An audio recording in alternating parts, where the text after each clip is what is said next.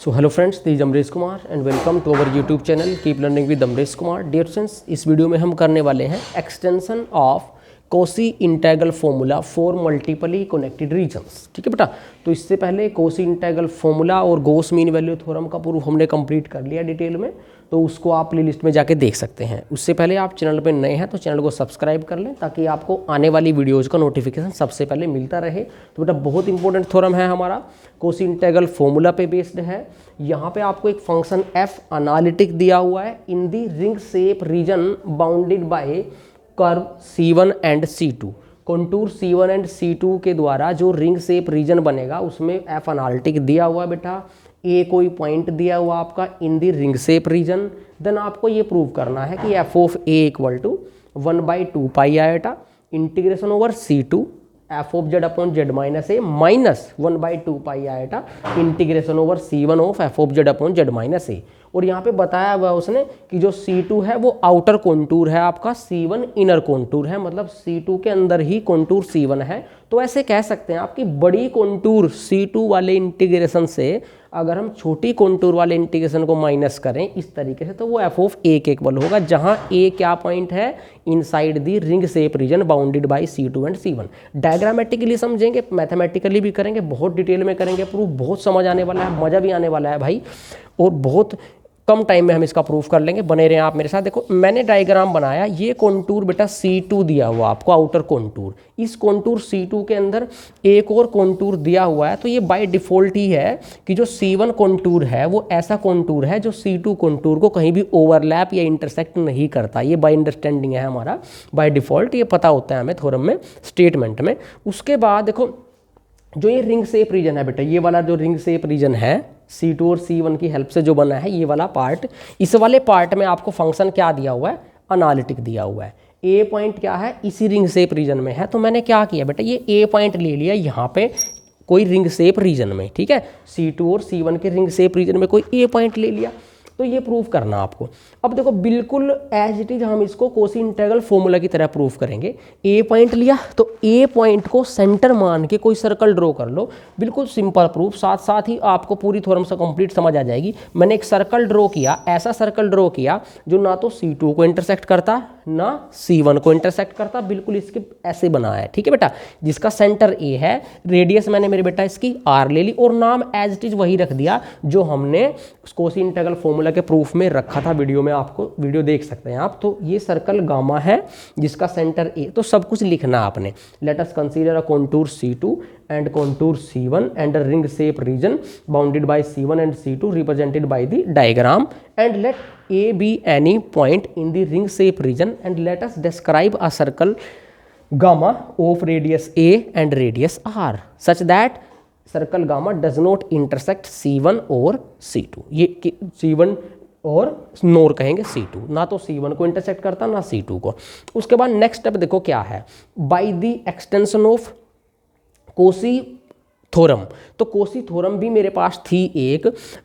Kosi theorem क्या कहती थी, अगर मैं Cauchy theorem for multiply connected domain की बात करूं, वो भी हमने वीडियो में की हुई है, उसको भी जाके देख सकते हैं। मैं बताऊंगा भी कैसे यूज करेंगे उसको।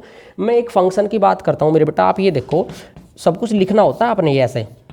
नोट्स के लिए आप क्या करें, मेरा टेलीग्राम ग्रुप है keep learning with Amresh Kumar, Telegram पे जाके सर्च करेंगे keep learning with Amresh Kumar, उसको ज्वाइन कर ले, वहाँ पे पूरे डिटेल में नोट्स मिल जाएंगे आपको।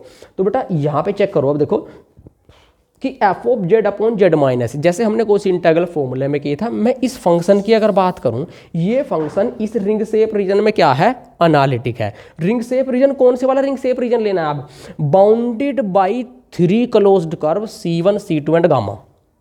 जो ये रीजन बच रहा है ना, ये वाला रीजन, जो ये वाला रीजन बच रहा है इन तीनों के द्वारा जो हेल्प से बन रहा है, ये बीच बीच वाला, मतलब ऐसे कहेंगे कि f of z upon z minus A is analytic in the ring shape region bounded by C1 C2 and gamma. ये फंक्शन वहाँ पे एनालिटिक क्यों, क्योंकि ए पॉइंट पे तो फंक्शन एनालिटिक नहीं है ना, डिफाइंड ही नहीं है, ए पे तो इन्फिनिटी हो जाएगा। तो ए को हमने क्या किया है, एक्सक्लूड किया है, इसीलिए हम रिंग शेप रीजन की बात कर रहे हैं। तो क्या कहती है वो मल्टीपली कनेक्टेड रीजन वाली कोसी थ्योरम, कि अगर कोई फंक्शन 3 क्लोज्ड कर्व के रिंग शेप रीजन में अनालिटिक हो जाए तो क्या कहती है कि जो बाहर वाला रीजन है, जो बाहर सबसे बाहर वाला रीजन होगा वहाँ, उसके ओवर उसका इंटीग्रेशन कर लो, कर लिया इसी फंक्शन का जो अनालिटिक है रिंग शेप रीजन में। और ये किसके इक्वल होगा बेटा, जो अंदर वाले बाकी दो हैं उनके सम के इक्वल होगा। तो मैं यहाँ क्या लिखूंगा, integration over C1 F of z upon z minus A D Z and plus integration over gamma f of z upon z minus A D Z, equation number 1। मैं दोबारा बताता हूँ एक बार, देखो ध्यान से। Cauchy theorem for multiply connected domain क्या कहता है कि अगर कोई फंक्शन जो कि मेरा है f of z upon z minus a, अगर वो अनालिटिक हो जाए रिंग शेप रीजन में bounded by C1 C2 and gamma, then वो क्या कहता है कि जो बाहर वाला कॉन्टूर है C2 उसके ओवर जो इंटीग्रेशन होगा वो किसके इक्वल होगा, अंदर वाले दोनों के सम के। तो C1 के ओवर इंटीग्रेशन प्लस गामा के ओवर इंटीग्रेशन, इतना सा थोड़ा मैं बस, समझ आ गई बात। अब देखो, अब हम अगर प्रूफ की तरफ देखें बेटा, प्रूफ में क्या है मेरे पास, यहाँ पे C2 के ओवर इंटीग्रेशन है और C1 के ओवर इंटीग्रेशन है। इन दोनों को तो एज इट इज रखूंगा मैं सिर्फ किसके साथ चेंज करूंगा, इंटीग्रेशन ओवर गामा के साथ, जैसे मैंने as it is Cauchy integral formula में किया था। तो बेटा हम क्या करेंगे, इसको ले लेते हैं नाउ कि इसको ले लें इंटीग्रेशन ओवर गामा और F of z upon z minus A D Z, ये ले लिया बेटा आपने, ठीक है। उसके बाद नेक्स्ट स्टेप बिल्कुल सेम एज इट इज जैसा मैंने आपको कोसी इंटेग्रल फॉर्मूला में कराया था, एफ ऑफ जेड में एफ ऑफ ए को ऐड किया और एफ ऑफ ए को सब्ट्रैक्ट किया, और यहाँ पे ये Z minus A D Z. मैंने क्या किया बेटा, जैसे कोसी इंटेग्रल फॉर्मूला में मैं integration over gamma f of z upon z minus a लेके चला था ना, जो प्रूफ मैंने उसमें कराया वो सारा प्रूफ एज इट इज जब आपने इसमें डालना है, ठीक है। वो सारा प्रूफ इस थ्योरम में डाल देंगे। अगर वो वीडियो नहीं देखी है, प्लेलिस्ट में पड़ी हुई है कोसी इंटेग्रल फॉर्मूला के नाम से, उसको जाके देख लें और उससे आगे एज इट इज वही प्रूफ करना है। तो हमने उस थ्योरम में वहाँ पे क्या प्रूफ कर लिया था कि बेटा वो वाला प्रूफ ही करना है कि ये इंटीग्रेशन किसके इक्वल आ गया था। मैं डायरेक्ट लिखता हूँ बस यहाँ पे, तो ये इंटीग्रेशन किसके इक्वल आ गया था, 2 पाई आयोटा एफ ऑफ ए के इक्वल आ गया था ये इंटीग्रेशन। ये वाला इंटीग्रेशन किसके इक्वल आ गया था, 2 पाई आयोटा एफ ऑफ ए के इक्वल आ गया था। तो मैं ये वाली वैल्यू कहाँ रखूंगा, इक्वेशन नंबर 1 में। तो इक्वेशन नंबर 1 में क्या रखा मैंने, इसकी जगह इसको हटा दिया यहाँ से, इसकी जगह क्या आ जाएगा, 2 पाई आयोटा एफ ऑफ ए, ठीक है बेटा।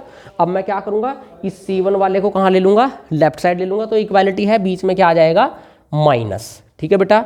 2 पाई आयोटा, दोनों यहाँ इक्वालिटी आ जाएगी, इसको राइट साइड ले लें और इसको लेफ्ट साइड ले आए, तो ये 2 पाई आयोटा अब लेफ्ट साइड शिफ्ट कर लो, तो इसके साथ भी 1/2 पाई आयोटा आ जाएगा, इसके साथ में भी 1/2 पाई आयोटा आ जाएगा। तो जो प्रूफ करना था देखो, F of A equal to 1/2 pi iota C2 वाला इंटीग्रेशन माइनस है और 1/2 पाई आयोटा C1 वाला इंटीग्रेशन, ठीक है बेटा। तो यही हमें प्रूफ करना था। तो वीडियो कैसी लगी कमेंट करके बताएं आप, और ज़्यादा से ज़्यादा वीडियो को लाइक करें ताकि सभी बच्चों को इसका बेनिफिट मिल सके बेटा, ज़्यादा से ज़्यादा बच्चों के पास पहुँचे।